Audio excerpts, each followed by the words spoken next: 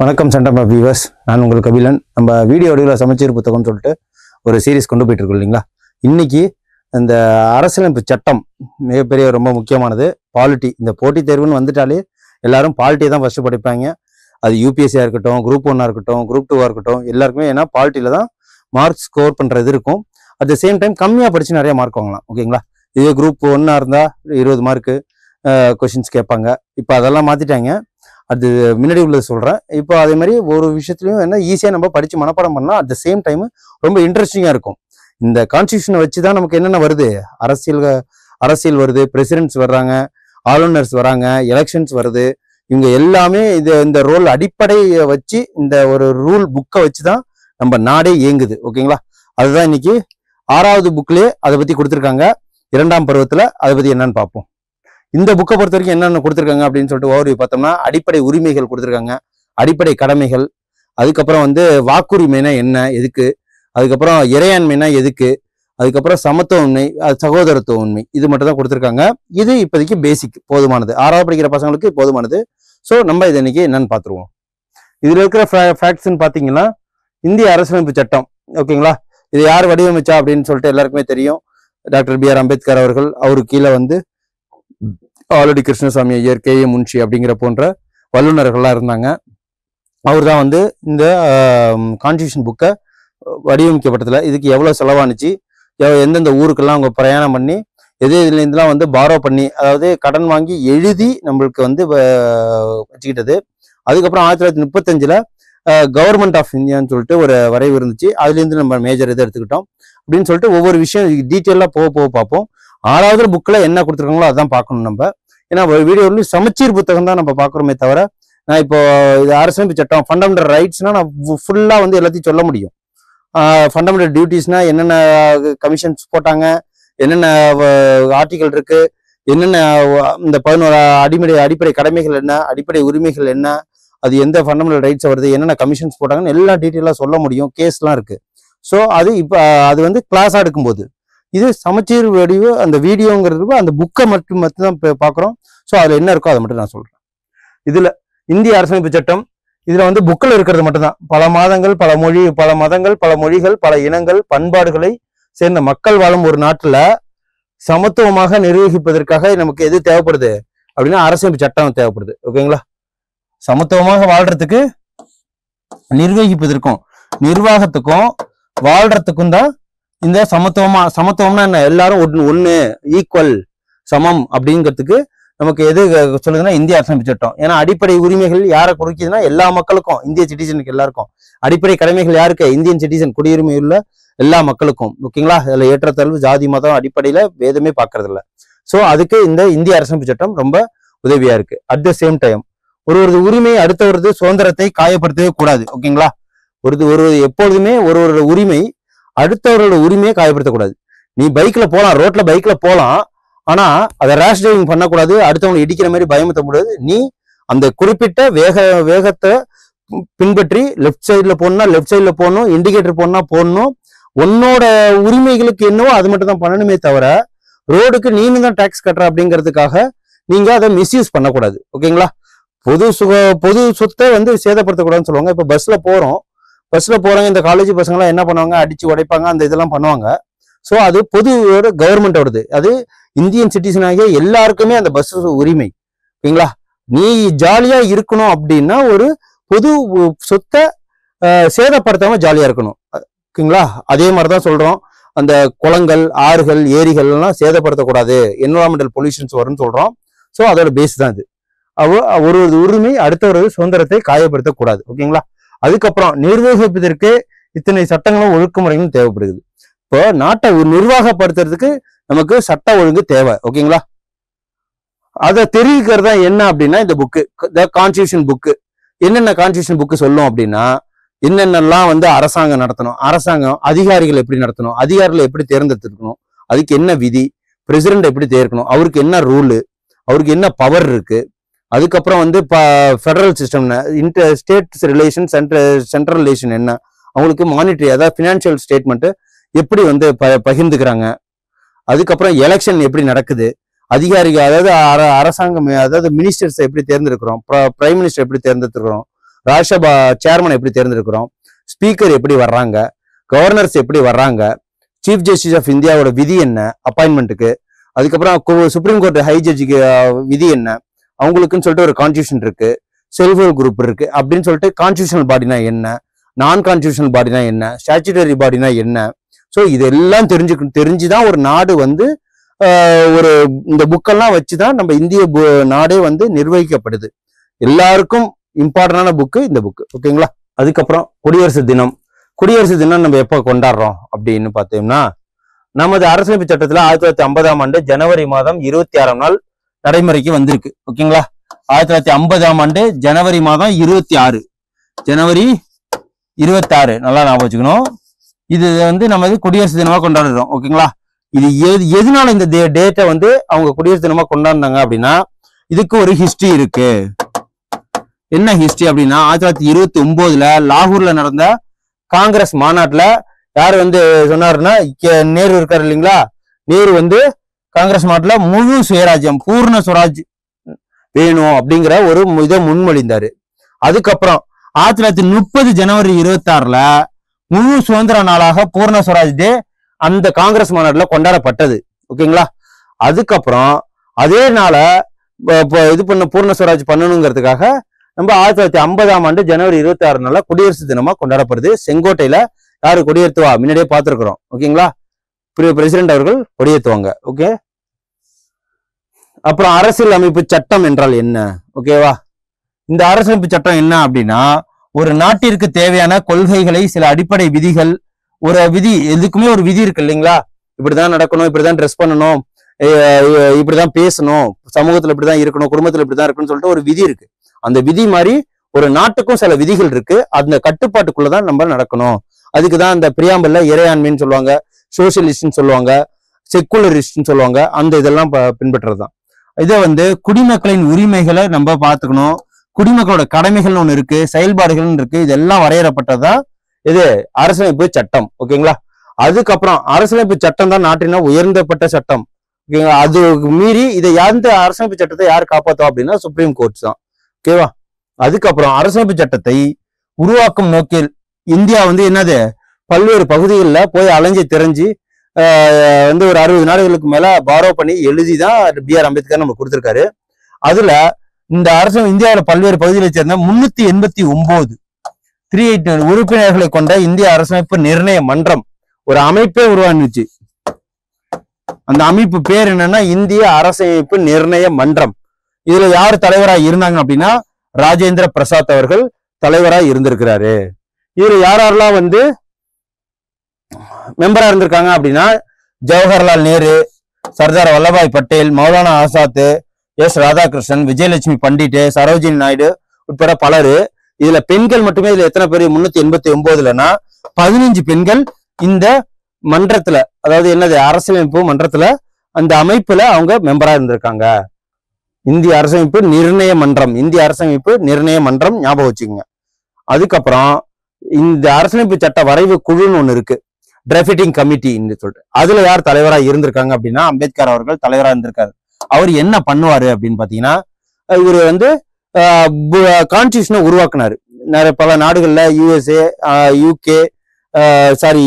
UK, Russia, France, இந்த மாதிரி Switzerland, இந்த மாதிரி போன்ற நாடுகள்ல போய் பயணம் பண்ணி அங்க இருக்கிற கான்ஸ்டியூஷனை எடுத்து அதை நம்ம ரிட்டர்ன் இருக்கும் அன்ரிட்டர்ன் இருக்கும், நம்ம 2 கலவை உள்ளதுதான். இதெல்லாம் எடுத்து எழுதி நம்ம நாட்டு மக்களுக்கு தகுந்த மாதிரி எடுத்து எழுதி அதை வந்து நம்ம கொடுத்தது யாரு அப்படின்னா அம்பேத்கர் அவர்கள். அவருக்கு கீழே ஒரு குழுவே இருந்துச்சு, அது பேர் டிராஃப்டிங் அப்படின்னு சொல்லுவாங்க. கிட்டத்தட்ட 2000 அமெண்ட்ஸ்க்கு மேல இதை வந்து படிக்கும்போதுக்கு முன்னாடியே நடந்திருக்கு. ஓகேங்களா. பல தரப்பட்ட திருத்தங்கள் நடத்தி தான் இதை நமக்கு வழங்கியிருக்கிறாரு அம்பேத்கர் அவர்கள். அதுதான் 7 பேர் கொண்ட அரசியலமைப்பு சட்ட வரைவு குழுல தலைவராக யார் இருந்திருக்காங்கன்னா அம்பேத்கர் அவர்கள், ஆலோசகராக யார் இருந்திருக்காங்கன்னா BN ராவ். ஓகேங்களா. அதுக்கப்புறம் இந்த குழுவின முதல் கூட்டம் எப்ப நடந்துச்சுன்னா 1946 டிசம்பர் 9 நடைபெற்றது. அன்றைய அரசியலமைப்பு சட்டத்தை எழுதும் வேலைகள் தொடங்கிவிட்டன. இந்த குழு ஓகே, இந்த கூட்டம் எது அப்படின்னா இந்திய அரசமைப்பு நிர்ணய மன்றம் சொல்லிட்டு ஒண்ணு இருக்கு இல்லைங்களா, அந்த கூட்டம். இந்த பாருங்க டிராஃப்டிங் கமிட்டியோட யாரெல்லாம் வந்து இருந்தாங்க அப்படின்னு சொல்லிட்டு பாருங்க, இவங்க தான் இருந்தாங்க, புக்லயே இருக்கு. அதுக்கப்புறம் அந்த அண்ணல் அம்பேத்கரை நம்ம என்ன சொல்லுவோம் அப்படின்னா இந்திய அரசமைப்பு சட்டத்தின் தந்தை என அழைக்கிறோம். அதுக்கப்புறம் அடிப்படை இது வந்து அடிப்படை அரசமைப்பு புக்கை எழுதுறதுக்கு எந்தெந்த ஊருக்கெல்லாம் டிராவல் பண்ணாங்க அப்படின்னா England, America, Soviet Russia, France, Switzerland மற்றும் 60 நாடுகள். இதுல சவுத் ஆப்பிரிக்கா வரும், ஆஸ்திரேலியா வரும், ஓகேங்களா, அயர்லாந்து வரும் அப்படின்னு சொல்லிட்டு ஒவ்வொன்றும், கனடா வரும் அப்படின்னு சொல்லி ஏகப்பட்ட விஷயங்கள் இருக்கு. இதெல்லாம் மெயின். நம்ம 6வது புக்ல இதான் கொடுத்துருக்காங்க. அதுக்கப்புறம் 60 நாடுகள் மேல அரசமைப்பு சட்டம் பெறப்பட்டிருக்கு. அதுக்கப்புறம் அரசமைப்பு சட்டம் இறுதி செய்யப்படுவதற்கு முன்னர் 2000 திருத்தங்கள் நடந்திருக்கு. அமெண்ட்மெண்ட்ஸ் 2000 திருத்தங்கள் நடந்திருக்கு. இப்போதைக்கு அது எப்போது எச்சட்டம் எழுதி முடிக்கப்பட்டது எப்படின்னா 2 ஆண்டுகள்ல 11 மாதங்கள் 18 நாட்கள். ஓகேங்களா, 2, 11, 18 இவ்வளவு நாள்ல கிட்டத்தட்ட எப்படின்னா வெறும் 3 வருஷத்துக்கு வெறும் 12 நாள் தான் கம்மி. 3 இயர்ஸ்க்கு வெறும் 12 நாள் தான் கம்மி. 12 நாள் தான் கம்மி. அவ்வளவு நாள் வந்து இதை திருத்தி எழுதியிருக்காங்க. இந்த நிலையில 1959ஆம் ஆண்டு நவம்பர் 26ஆம் நாள் முழுமையான அரசியலமைப்பு சட்டம் தயாரித்து முடிச்சு விட்டாங்க. ஓகேங்களா, எப்போ 1949ல 26 நவம்பர் 26. ஓகே, ஜனவரி 26 குடியரசு தினம். இது நவம்பர் 26. அதுக்கப்புறம் இந்திய அரசியல் நிர்ணய மன்றம் அரசியல் அமைப்பு சட்ட நாளாக ஆண்டுதோறும் நாம் கொண்டாடுகிறோம். அதுக்கப்புறம் இதுக்காக எவ்வளவு செலவு பண்ணிருக்காங்கன்னா 60 லட்சம் ரூபாய் 64 லட்சம் ரூபாய் செலவு பண்ணிருக்காங்க. அப்போ உள்ள காலகட்டத்துக்கு அது மிகப்பெரிய தொகை தான். அதுக்கப்புறம் முகப்புரை பிரியாம்பிள் தான் நமக்கு ரொம்ப முக்கியம். இது அம்பேத்கர் என்னது ஹார்ட் அண்ட் சோல்னு சொல்லியிருக்கிறாரு. இந்த பிரியாம்பிள் எதை வந்து இது பண்ணியிருப்பாங்கன்னா ஒரு நாட்டு மக்களோட நீதி கரெக்டா இருக்கணும், சுதந்திரமா இருக்கணும், சமத்துவமா இருக்கணும் எல்லாம் அனைவரும். இது அதுக்கப்புறம் சகோதரத்துவத்தையும் வலியுறுத்துகிறது. அரசியலமைப்பு முன்னுரை தான் சட்டத்தின் என்று முகப்புரை என்று அழைக்கப்படுகிறது. இது வந்து சோல் ஆஃப் கான்ஸ்டிடியூஷன் யார் சொல்றாருன்னா அம்பேத்கர் சொல்றாரு. சோல் ஆஃப் கான்ஸ்டிடியூஷன் அம்பேத்கர் சொல்றாரு.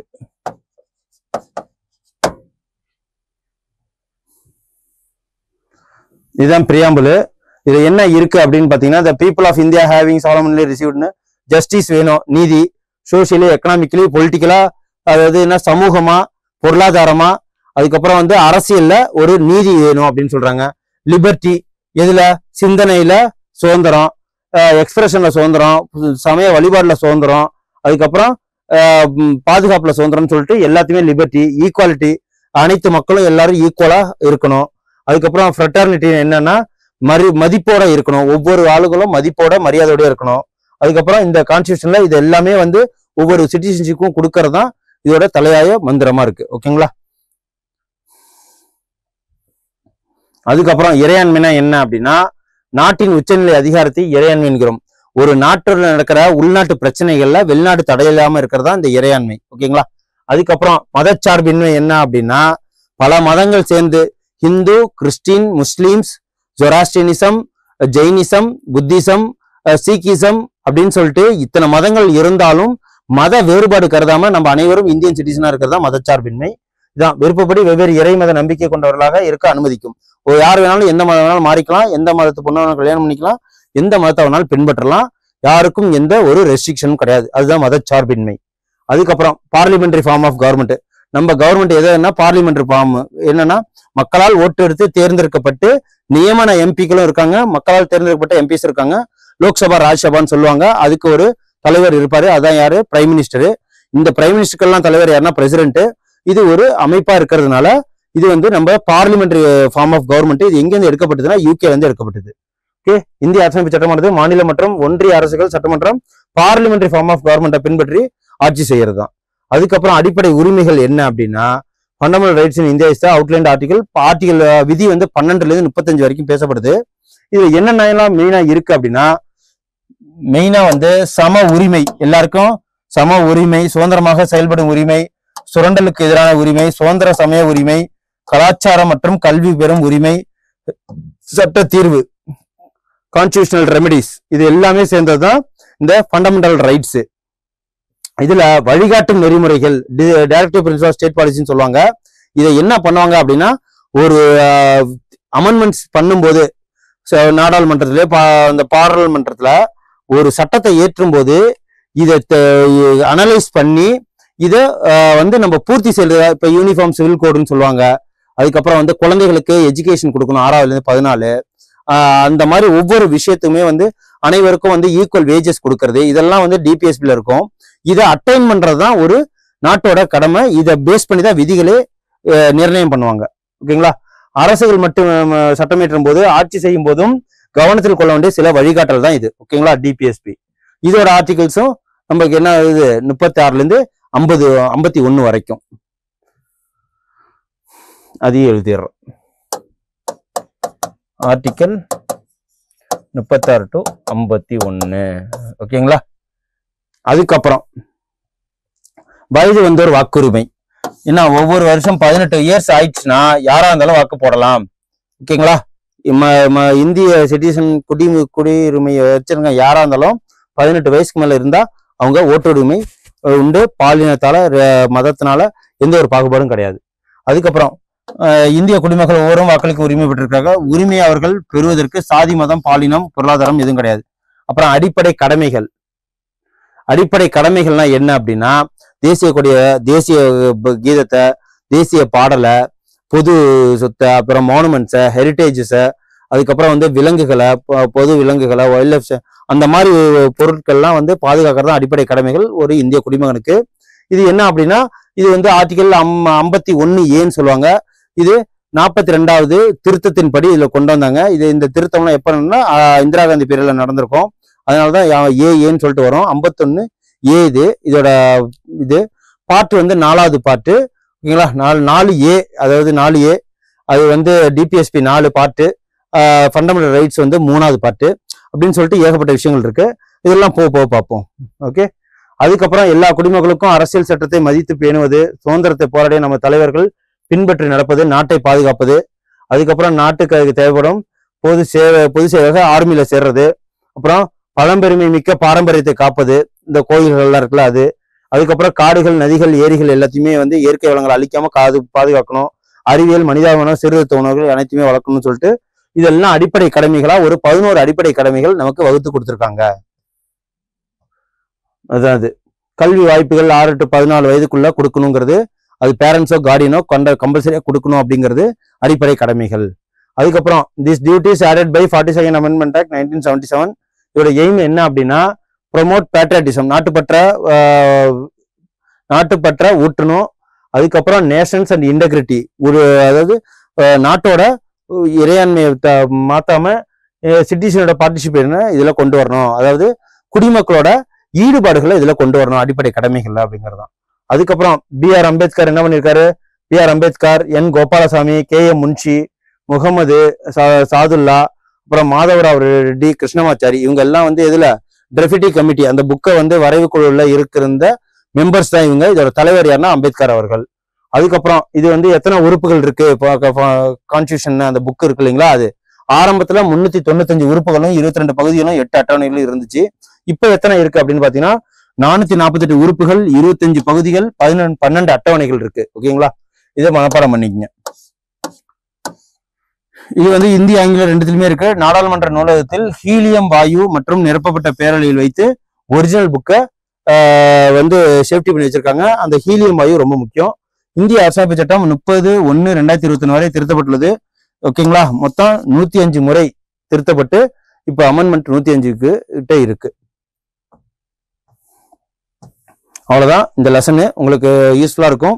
இந்த இப்ப வரப்போற எக்ஸாமுக்கு இதை யூஸ் பண்ணிக்கங்க. PDF நான் இதுல டிஸ்கிரிப்ஷன் தரேன்.